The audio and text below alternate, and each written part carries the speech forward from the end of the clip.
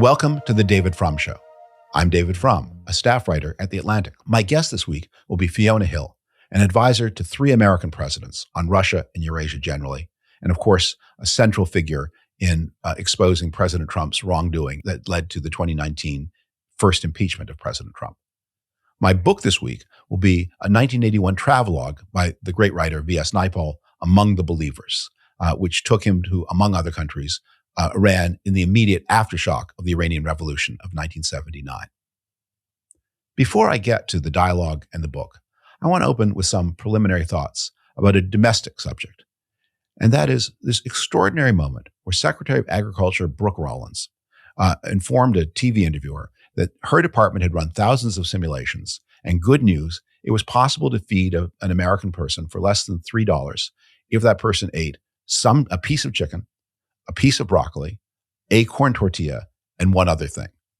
She didn't have enough respect either for her audience or for the people she was talking about to remember what that fourth thing was that would make up this kind of snack plate.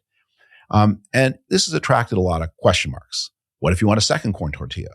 And by the way, with chicken selling even at Walmart for between 25 and 30 cents an ounce, how big a piece of chicken is that piece of chicken going to be for under $3? But aside from the let them eat cake aspect of this, one of the things that is really striking has been the refusal of the Trump administration even to acknowledge that there is a food affordability problem in the United States. President Trump has responded to the increases in the price of food, the general price increase under his presidency, by simply lying about it. I've got a little summary here. I don't pretend this is an exhaustive summary. Here he is on October 21. Grocery prices are way down. Here he is on October 16th. Groceries are down. Here he is on October 14th. Now, as you know, groceries are down. October 10th. We've gotten prices way down for groceries. At the United Nations at September 23rd. Under my leadership, grocery prices are down. I'm sure there are many other instances.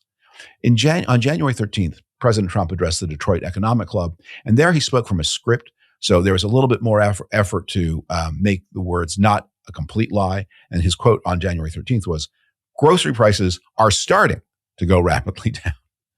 Now, grocery prices are up, up, up. Data released in the week that I record this program by the Bureau of Labor Statistics found the cost of food at home rose 2.4% overall in the 12 months of 2025 and 0.7% in December alone, the fastest single-month increase since October of 2022. And the rise in food prices stands out because many other prices are ceasing to go up so fast. Gasoline, rent, other similar prices. The worst of the inflation for them seems to have at least taken a little pause in December, but grocery prices continue to grow. And many individual food items are up astonishingly high. The price of beef up 16.4%, the price of coffee almost 20%, price of lettuce, other fresh produce, the price of frozen fish, again up. The one exception to all of this is the one price that the Trump people love to talk about, and that is the price of eggs. Those are down, but across the board, grocery prices are way up. And this is not, as it was under Biden, just a product of a general price inflation affecting the whole world. Many of the price increases have been driven very deliberately upward by particular policies. Price of a can of beans is up because the price of the can is up. And the price of the can is up is because the metals in the can have been hit by tariffs by President Trump. You put a tax on aluminum and steel, you make cans more expensive. And if you make a can more expensive, the thing in the can becomes more expensive, whether it's beans, whether it's soda. Trump threatened to put a 92% tariff on Italian pasta. He backed away from that threat a little bit in January, but pasta is still tariffed. And the Canadian wheat that goes into American-made pasta, that's also tariffed. So this was done deliberately and on purpose, and without a lot of regard for the fate of the people on the other end. This could be dealt with by a different kind of president, by some argument that it's worth it. Yes, you're all going to have to pay more for food, but that is on the way to my vision of self-sufficiency through tariffs. We'll seal off the United States economy in the world, and even though you'll all pay more and maybe be a little poorer, at least you'll have less trade with foreigners. But the Trump people are just systematically incapable of dealing with trade-offs and telling the truth. And they're especially dishonest about the distributional effect. When you put food prices up, not everybody pays equally. The richer you are, the smaller proportion of your income you spend on food. And the less you notice the price at the grocery. But the people who are in the middle or in the lower part of the income distribution, they feel it most. And they are many of the people who trusted Donald Trump to help them because through campaign 2024, he promised that would be his first priority. Not just that he would stop prices from going up, but that he would make them go down. Now, Trump lies about a lot of things, and a lot of the things that he lies about are things that it's difficult for people to check, or maybe they just seem too abstract to check. Our economy is the hottest in the world. How do you prove that right or wrong? But the people who decide elections, they know what everything in the grocery basket costs, and they know that the president is lying to them again and again and again. And that has an impact on their faith on him personally and directly. It has an effect on the political calculus, but it has an effect generally on the way politics works. The Americans who turned to Donald Trump were those most distrustful of the political system, most inclined to believe that the political system is indifferent to them, deceitful to them, and they put special and unique trust in this one person whom they regarded falsely, but whom they regarded trustingly as a great business leader, to tell them the truth and to deliver them relief. When he breaks his word to them, of course he breaks the special political bond that he once had, and you can see that in all the polls that show him down, down, down, and especially down on economic issues. But it's an attack on their faith in the general political system, because if this one unique figure that they were willing to trust, if he too is deceptive, then what is there? And it raises the question again of how we go on from here and how we restore the relationship of trust between the American people, their government, and the president who leads the government and symbolizes the government. If he's not a person who can trust, how can anything be trusted? It's a haunting and difficult question, one probably that won't be resolved so fast, but a question that is going to dominate our politics for the 3 remaining years of the Trump presidency and through this election year of 2026, when people will once again get a chance to say, we resent these prices, we resent the deliberate policy to make the prices go up, we resent being lied to, we want something different, we want to change. And now, my dialogue with Fiona Hill.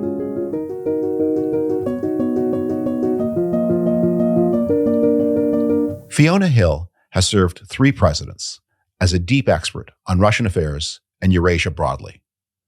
Born in the United Kingdom, educated at Harvard and St. Andrews University in Scotland, she is now a senior fellow at the Brookings Institution and chancellor of Durham University in Great Britain. In 2021, she published a memoir, There Is Nothing for You Here, about her upbringing in England's former coal country. Fiona Hill is best known for her courageous integrity during and honest testimony about President Trump's attempt to extort Ukraine for his personal political advantage in his first presidential term. In this moment of global crisis, I am one of many who turns to Fiona Hill for insight and guidance. Fiona, thank you so much for joining me today. Thanks so much, David. It's really great to be with you.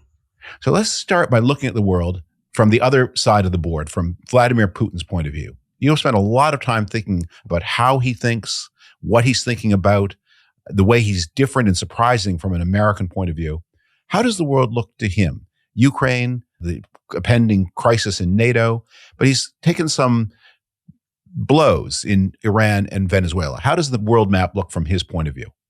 Well, David, it's good that you pointed out those negative aspects of some of the recent changes for Putin from the start. Thinking about those blows, as you put it, I think very aptly, in Iran and Venezuela, 2 countries which have very close relationships with Putin and Russia, and which I'm sure we'll get to in the course of our discussion.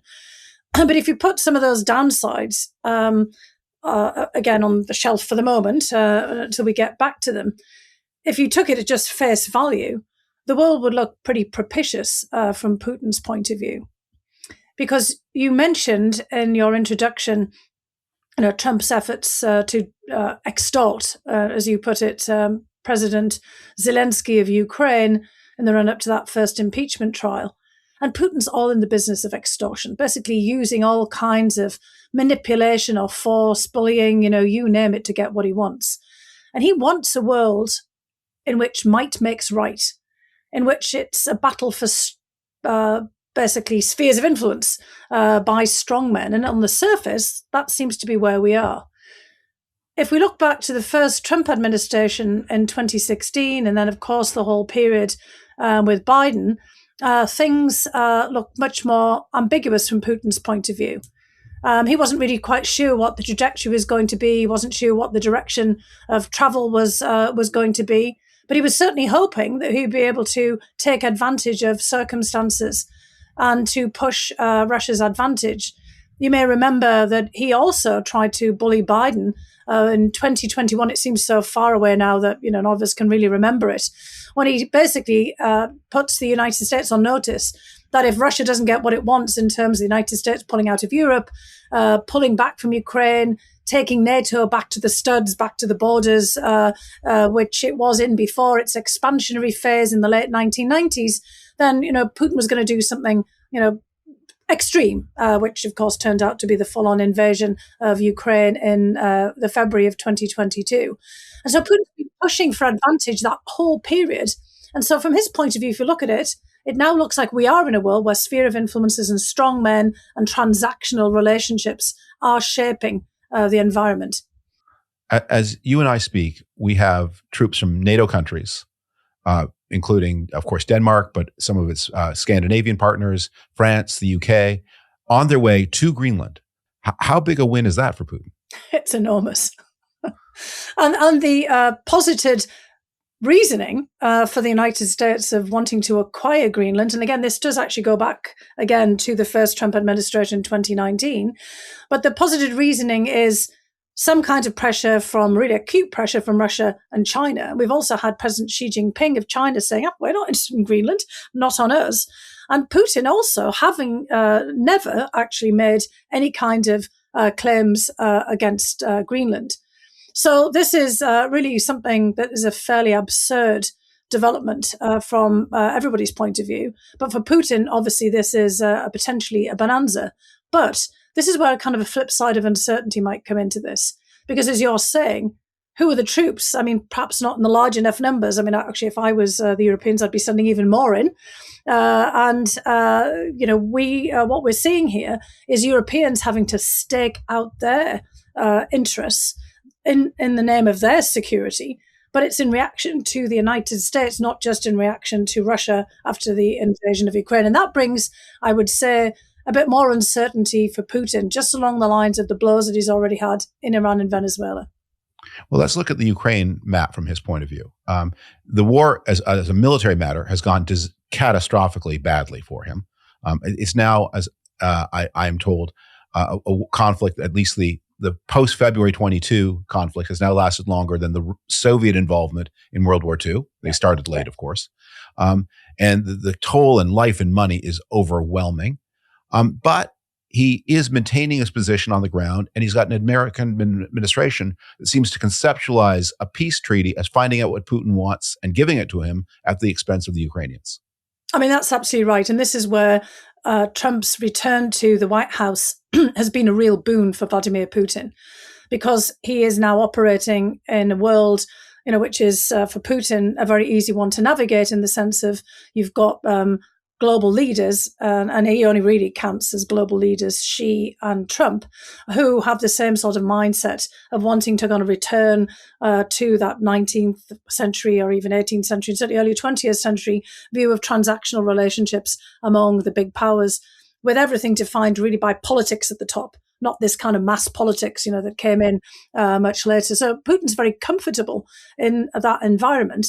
But as you've pointed out, Ukraine was a catastrophic blunder. I mean, he did this full-on invasion in Ukraine, not expecting it to be all the things that you've described. This wasn't intended to be the largest military action in Europe since World War II. It certainly wasn't intended to last longer than the Soviet Union was battling Nazi Germany, which that's the threshold, as you point out, we just passed this month. I mean, that is just remarkable. It was supposed to be a special military operation.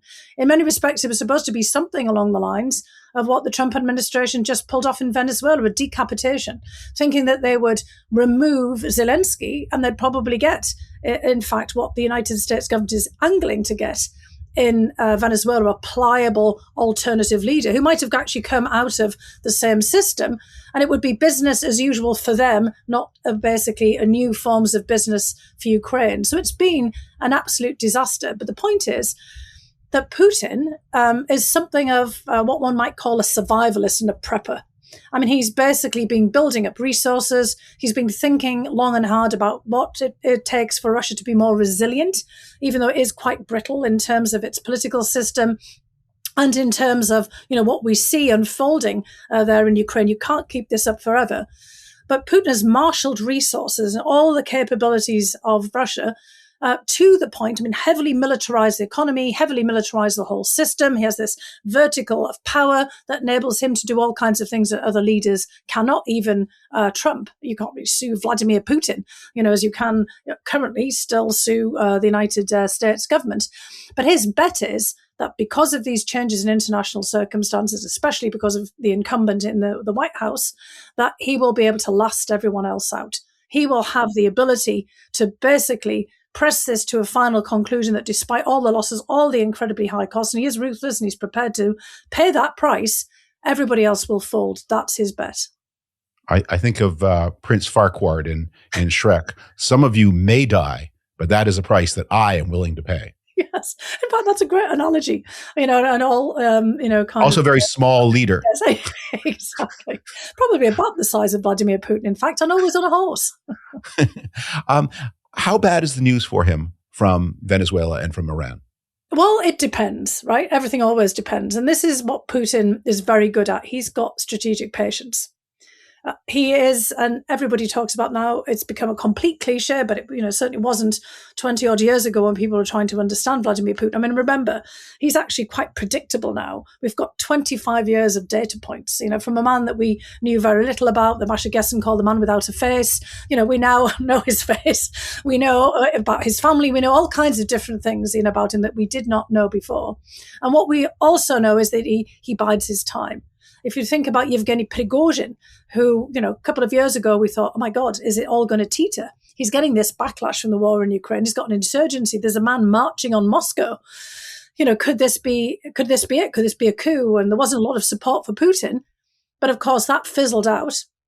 And it's many months before Yevgeny Prigozhin meets his demise by literally, falling from the greatest window in the sky, as people have a tendency to do in Russia, meeting mysterious, unfortunate deaths. And that's the end of, all of that. So what Putin is waiting for right now is to see if, in many respects, those escapades in both Iran and Venezuela, which look extraordinarily harmful from all the vested interest that they have, in particular in Venezuela, in terms of oil, sending in security forces to prop up Maduro, or Iran's support for a whole matter and manner of different issues for Russia, from actually helping them counteract Sunni Muslim insurgents in the country, because of course Iran is Shia, to helping produce that first batch of drones that Russia has used against Ukraine to pretty good effect as well, the Shahed drones, to, being that other great kind of power in the region.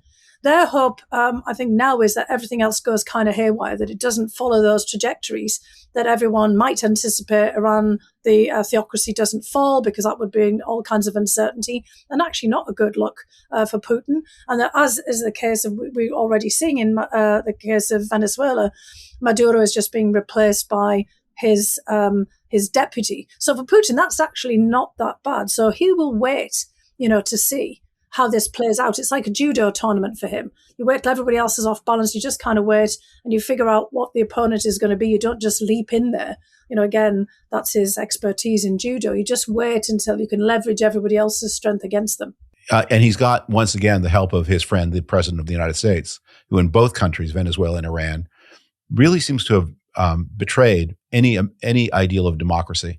In Venezuela, he seems to have made it very clear that he wants the next thug in line. The next this is not regime change; it's dictator rotation.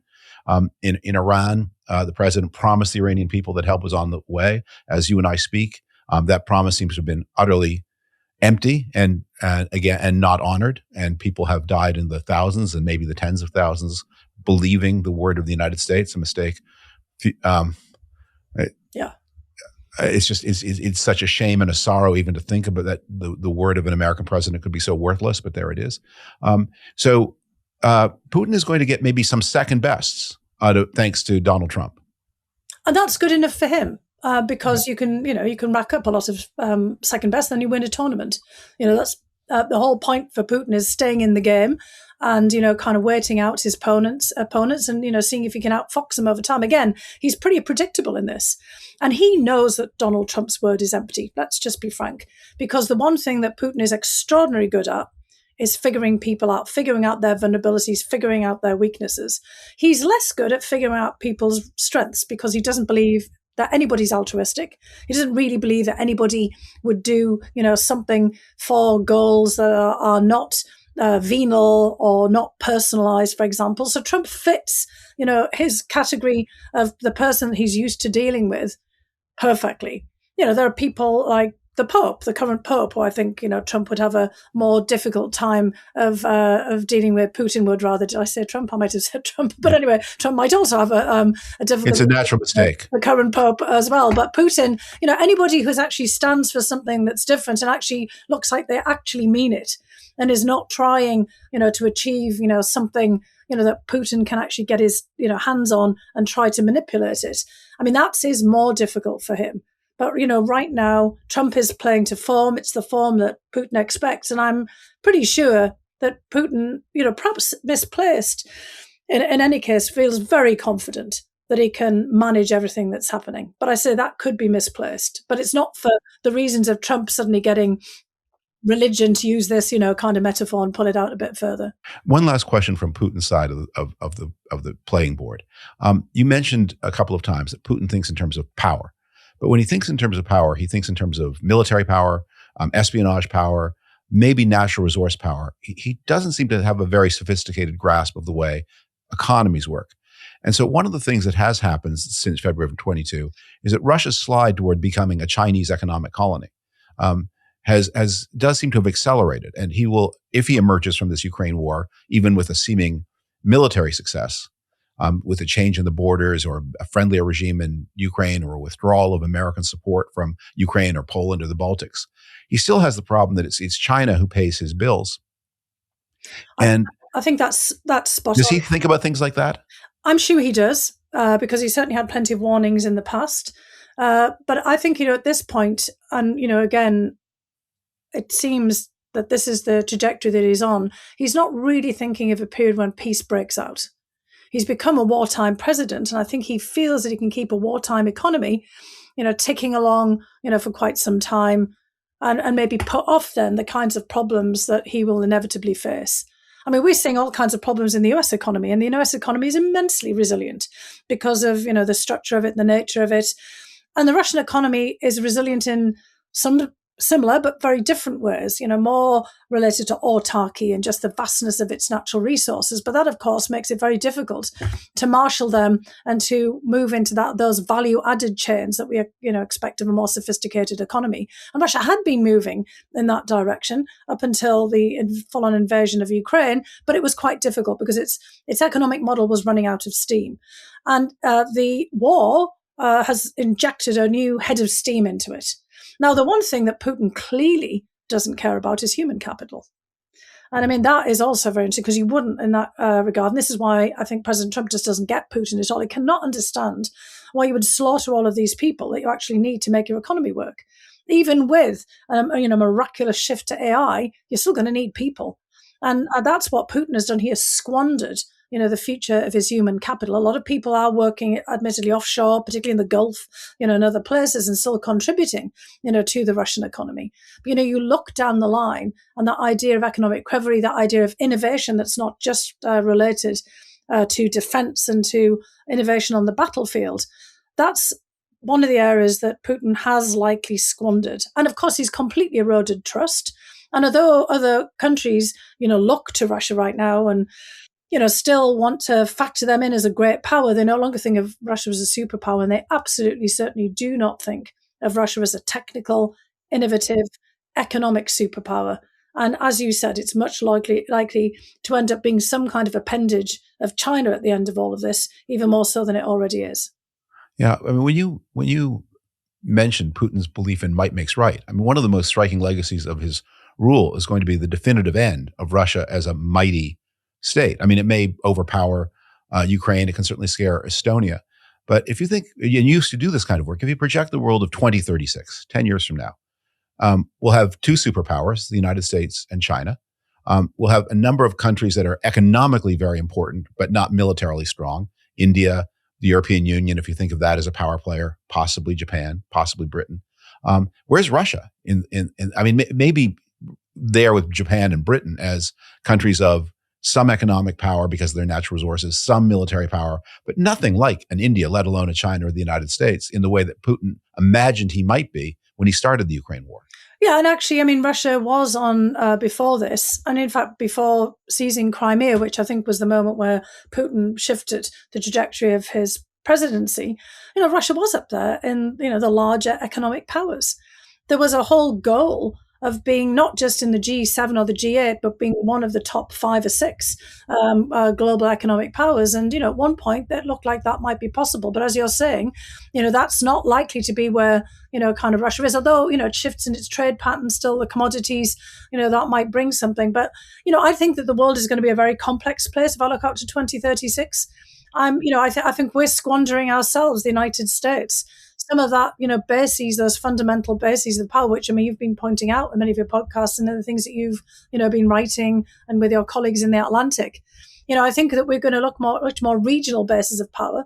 But of course, the United States and China are both going to the United States still, let's say, is still going to have the ability to shape things in the world. And China is increasingly going to have more ability, particularly in terms of technology, research, education, all kinds of innovation to shape the way that everybody else responds. But I wouldn't rule out India, Brazil, even South Africa, which the United States seems to be in a fight in at the moment, and European countries, perhaps not in the EU configuration, but there's just been such a jolt to Europe that, we shouldn't rule out some constellation of European countries, maybe in Northern Europe, Scandinavians, the Balts, the Poles, and others actually really stepping up there, in response to what's happening, especially what's happening in Greenland, and becoming much more military place. Finland is significant, as a military. We've still got Turkey as a major military power. So, things could change quite a lot in this next decade.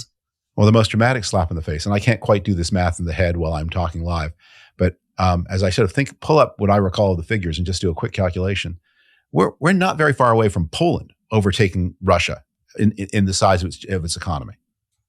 Yes, and Poland is spending about 5% now of its GDP. This puts Russia back to where it was in the 1600s when Poland was the stronger, at least economically. Well, let me ask you, the Polish-Lithuanian Commonwealth, which was actually Europe's biggest country and most significant, for that period up until when you're talking about. Let me ask you then to change the lens back to Washington. There's always been this strange, mysterious, difficult to explain, but unmistakable to observe affinity that Trump has had for Putin. And that does seem to continue. The big Trump idea for ending the war in Ukraine is to cut off the flow of information, reduce the flow of supplies to Ukraine, and put pressure on them to yield to Russia's terms. Do you have any sense of why not just Trump, but Steve Witkoff and people around him think that that's such a good idea?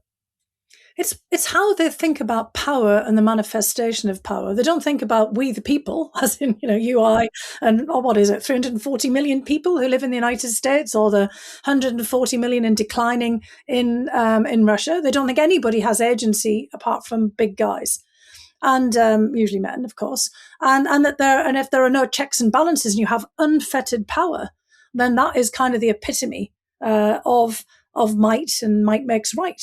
As Trump himself has said over and over again, most recently in the New York Times, lengthy interview, he sees no constraint apart from his own. And that's how they see Putin. And indeed, Putin has whittled away all of the checks and balances in his system. He seems to be at this pinnacle of this vertical of power and to be unchecked, unconstrained in every way imaginable. And so for them, he's the guy to deal with. As Steve Witkoff and, Trump as real estate moguls, they'd go to the guy who was in charge and then, get their guys on lower levels to deal with things from there.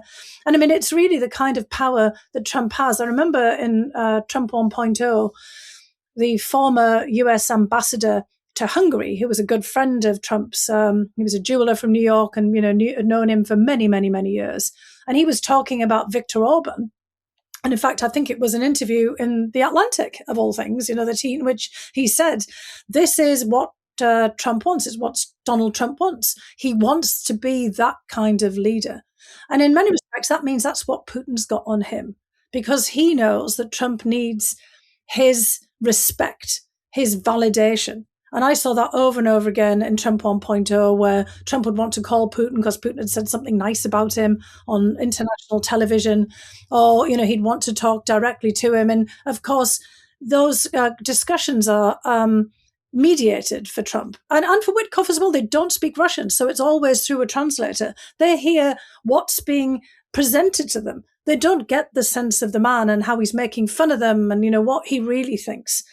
So this is always problematic. They see what they want to see, which is their own validation in Vladimir Putin. And Vladimir Putin sees that and he just gives them what they want. Is it all about that kind of petty vanity?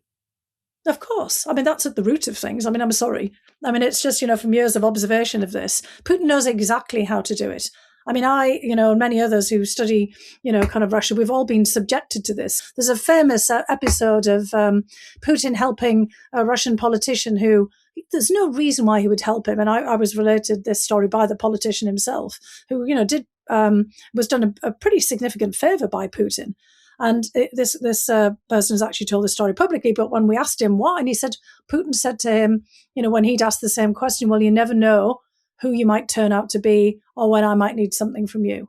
So this is kind of, Putin plays to vanities, he plays to vulnerabilities, he plays into times of need because he never knows when he might need something. And they act in the same way. I mean, Witkoff, Trump, they're all kind of birds of a similar feather, but unfortunately they're not quite as good at this as Vladimir Putin because he's had years of training and honing these skills as a KGB agent and 25 years of being president of Russia in a pretty vicious political environment.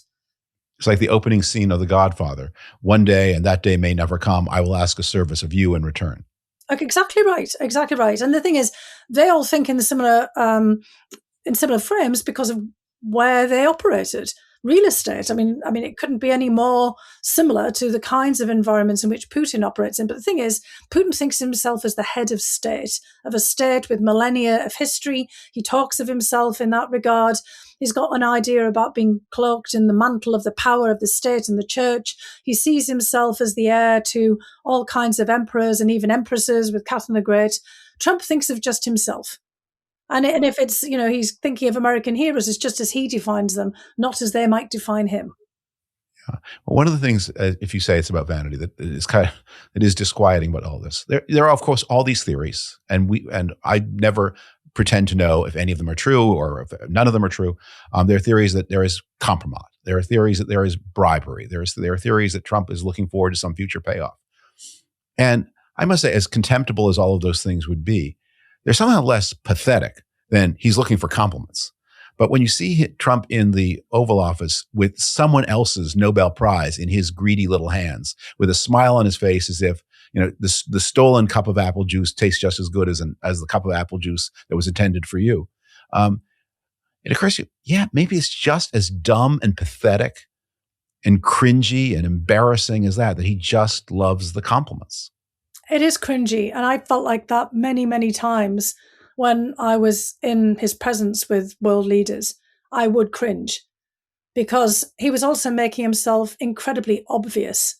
And that's what Putin is. He's the master of obviously domineering and dominating people.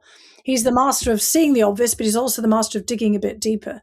Now, in terms of compromising material, we've all got all kinds of information on Trump and the enrichment of him and his family, meme coins. I mean, it's all in plain sight. And so, what more do we need to know about? We've got the Epstein files and all the scandals about, all of that at the moment. Putin doesn't need any of that.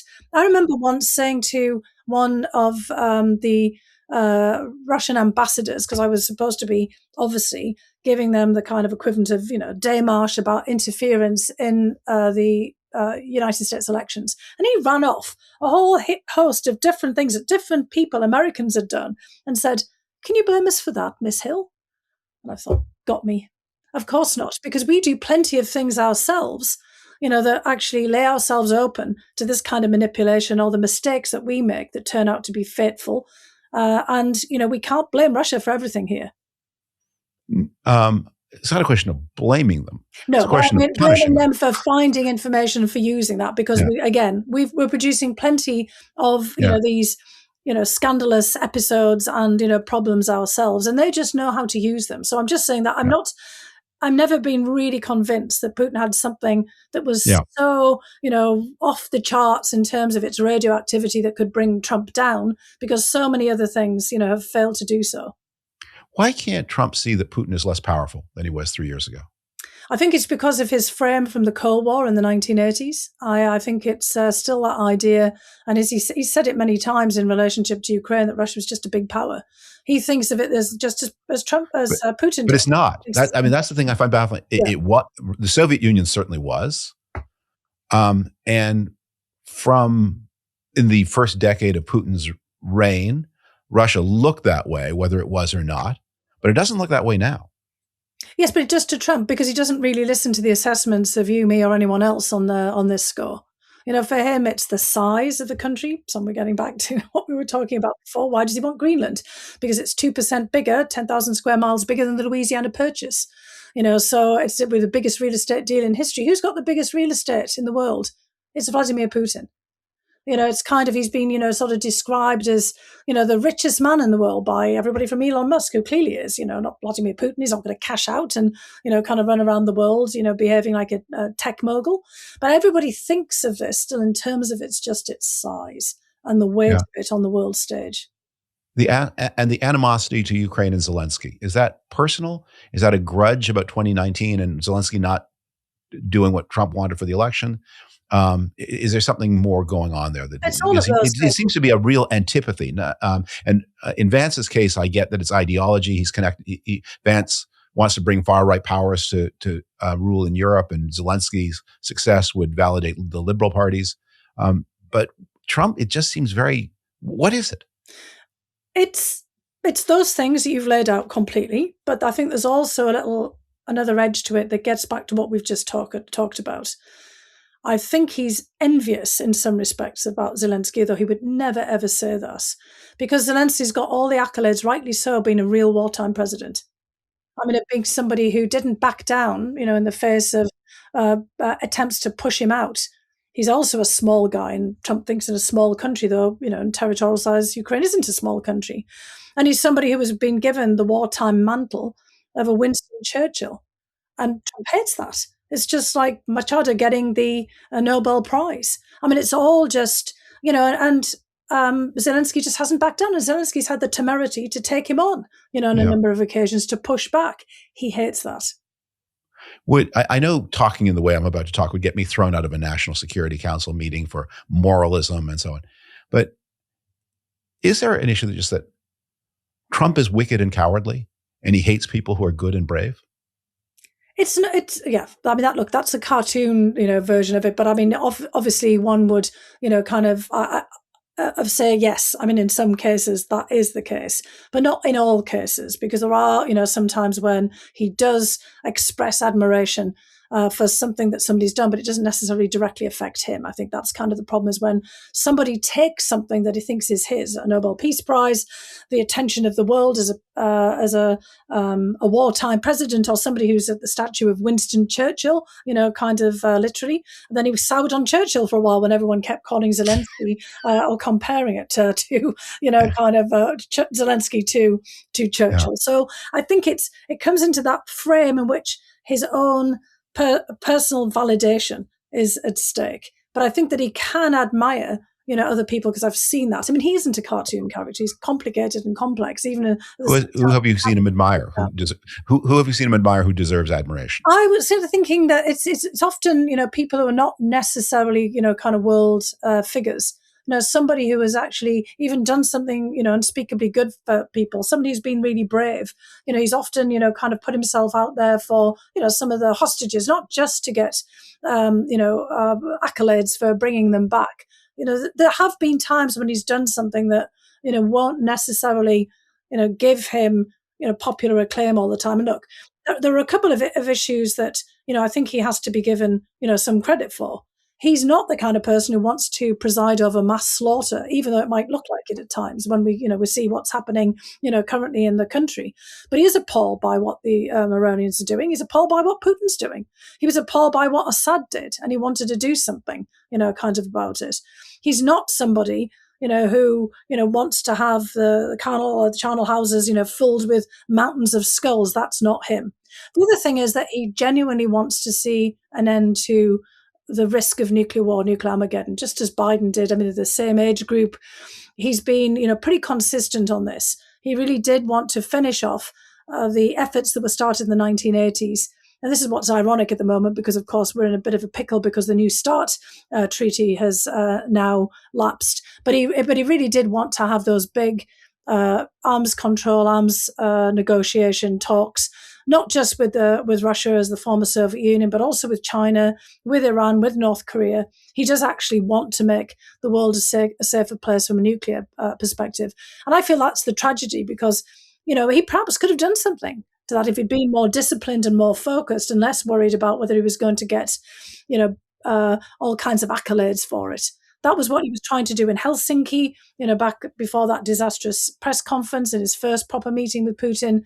And I think it's a genuine sentiment on his part. So that does decartoonify things. So you can give him that. Absolutely. Look, and you still get lots of people saying, look, he's warm, he's charismatic. I've seen flashes of that. But, that's not sufficient in my view to normalize a person who is, doing an enormous amount of damage. And the other thing is that just like Putin, he's a pattern breaker, but he's even more of a pattern breaker than Putin, which actually means, he does obviously see all of the problems that we're facing. He's identified them all, I think, extremely well. He's broken the pattern, but he's just not somebody who, beyond real estate, is actually really building something. And because his tendency is towards dividing everyone and conquering them, again, like Putin, and he's not bringing people together to do things, which perhaps he could have done. So I think it's almost Shakespearean for me, as that you have the hero, the person who's the hero in their own telling of the tale, but their own flaws prevent them from doing the things that they actually think that they want to do, and for actually addressing the issues that they have correctly identified as being the key ones. Yeah. So he it's part of his self-image. He would like to be a peacemaker if it just didn't require so much reading. No, well, it requires patience and some strategic thinking. It requires working with others and not short-circuiting the process, which is what he often does, and declares peace, when it hasn't actually happened, which then enables, the people like Putin and others to come back around again, and take advantage of the situation. That seems to be what's happening in Iran as you and I speak. That Trump is he made a promise he didn't mean to keep. The promise became embarrassing, so he declared that the killing had stopped when it obviously had not stopped. I mean, look, and we can list all the different places where that has particularly happened. I mean, we all know that, creating and building peace is very difficult. That's why we call it building. And, it's not the same as building a, wonderful tower or, kind of a real estate portfolio. There's so many other elements of it. And, again, Trump's view, getting back to where we started from, is dealing with just a group of guys and then thinking that everything gets done from that direction. I think he does believe that Rome can be built in a day. Last topic area, and then I'll let you go. Thanks for your generosity with your time.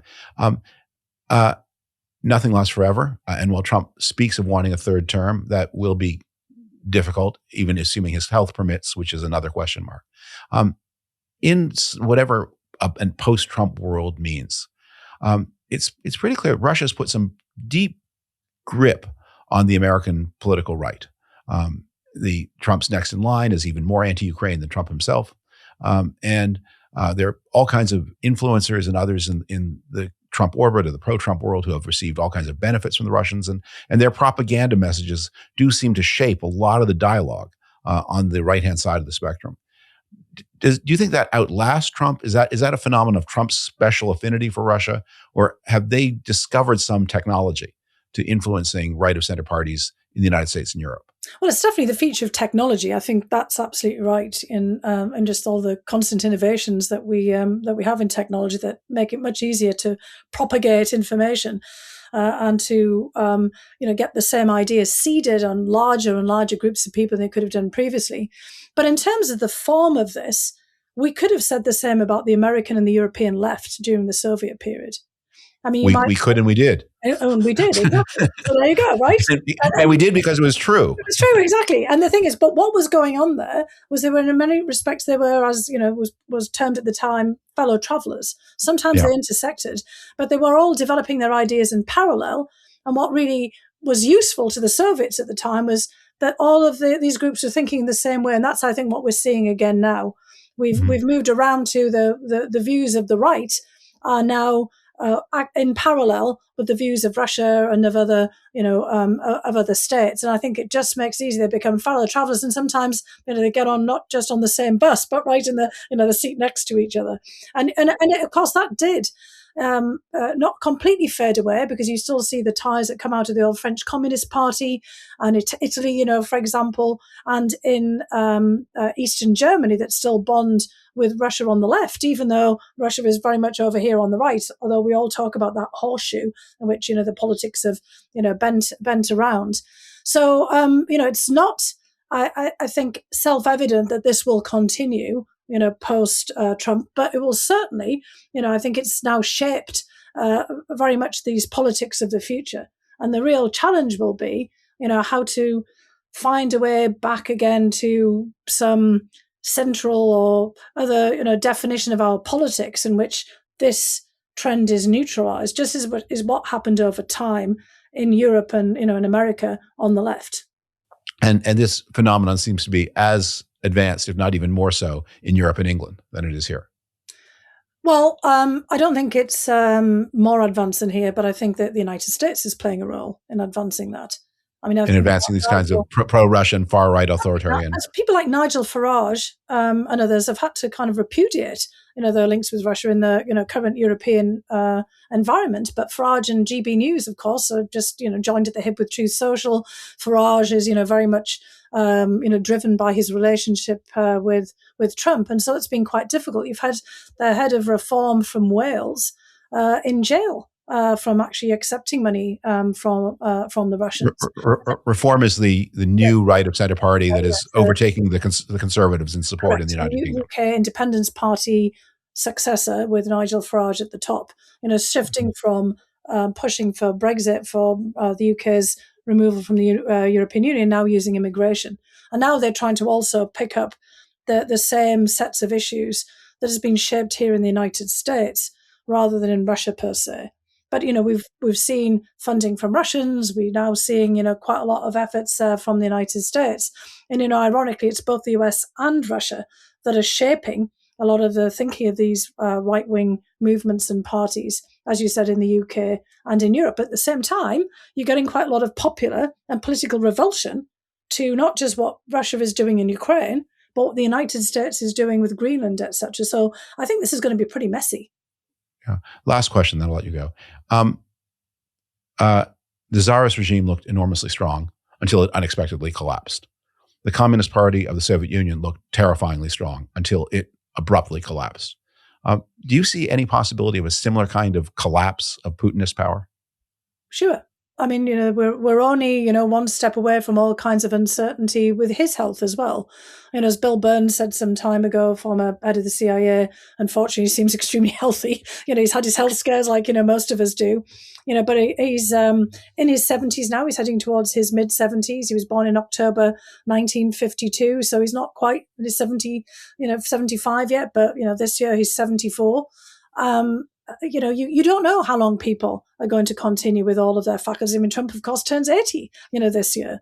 So, anything where Putin looks like he might be losing his grip, any, singular disaster within the Russian economy or, something else that is a major setback. I mean, look how fragile things appeared to be when Yevgeny Prigozhin started his march on Moscow.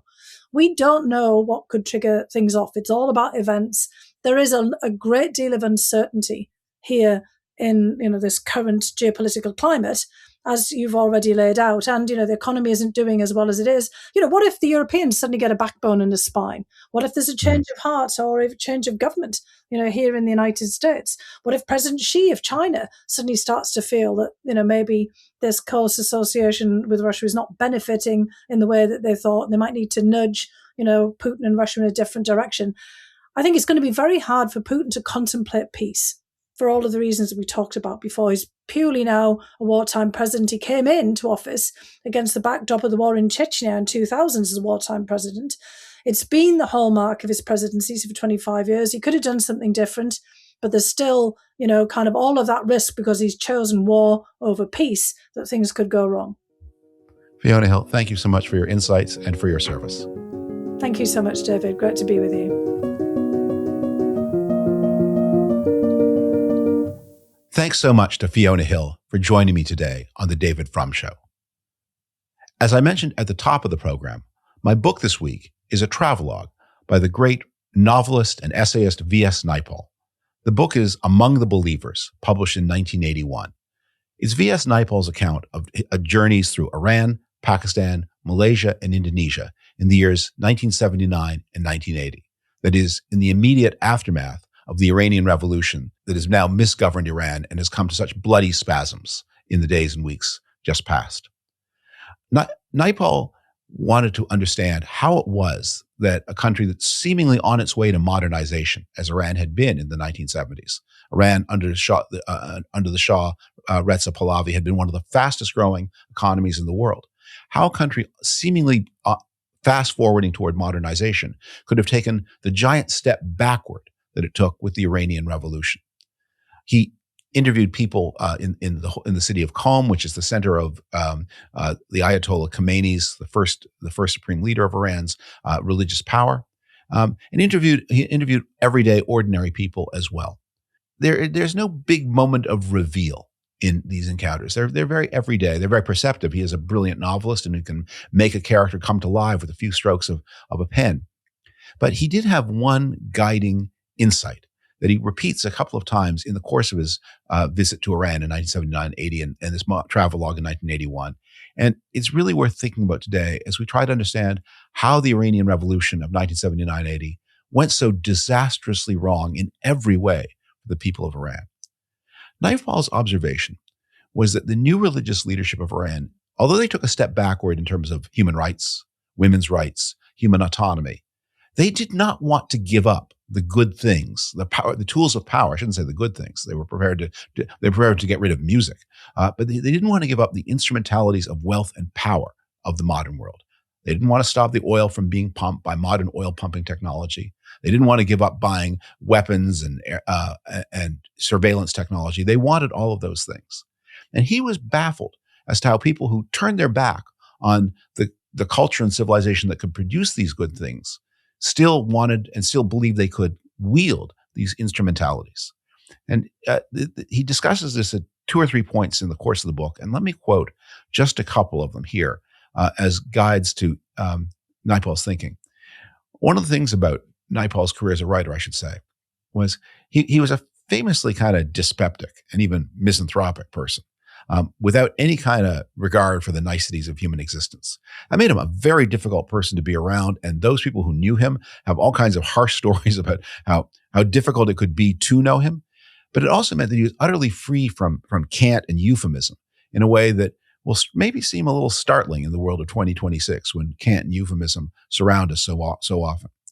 He described the affinity of the revolutionary groups in Iran for these Western technologies. He says, and I'm quoting at the beginning of a sentence here, Western technology, that's not in the quote, Western, and here the quote begins, technology surrounded us in Tehran, and some of it had been so Islamized or put to such good Islamic use that its foreign origin seemed of no account. The hotel taxi driver could be helped through the evening traffic jams by the Quranic readings on his car radio. And when we got back to the hotel, there would be mullahs on television. Certain modern goods and tools, cars, radios, television, were necessary. Their possession was part of a proper Islamic pride. But these things were considered neutral. They were not associated with any particular faith or civilization. They were thought of as the stock of some great universal bazaar. And as he gets to the end of his trip, he returns to this observation, and this time he turns it into kind of the conclusion or the thesis of his whole section of the book. I won't discuss the parts on the other countries, but the whole section of his book on Iran under the Ayatollahs. He describes the Ayatollah Khomeini, the maker of the revolution, as self-perceiving himself as an interpreter, and this is the quote begins, interpreter of God's will, a leader of the faithful. He expressed all the confusion of his people and made it appear like glory, like the familiar faith. The confusion of a people of high medieval culture, awakening to oil and money, a sense of power and violation, and a knowledge of great encircling civilization. That civilization couldn't be mastered, it was to be rejected. At the same time, it was to be depended upon. Now, in the years since 1981, it's become apparent that these tools of technological power can be developed by societies that reject Western ideals of freedom and individuality. China is, for all practical purposes, a technological peer of the Western world without absorbing or preserving many of these Western ideals of individuality and freedom and autonomy. So it can be done. But in the core of the Islamic world, and especially in Iran, it was not done. And Naipaul has challenged us to think, why not? Why couldn't the Islamic Republic achieve what China achieved? Some kind of self-sustaining capacity to run a modern state in an effective way. They had the oil, they had the money. Yes, they had extreme plans of aggression. They poured hundreds of billions, if not trillions of dollars of wealth into building the kind of empire of aggression aimed at Israel, but also at other states in the region. They built an empire that reached at one point all the way to the Mediterranean, all the way to Afghanistan, and they paid a lot of money for that.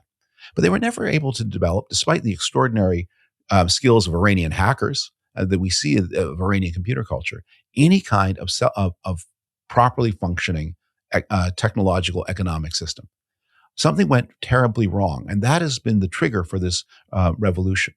Because for Iran, maybe unlike China, that encircling world, you're either in it or you're not in it.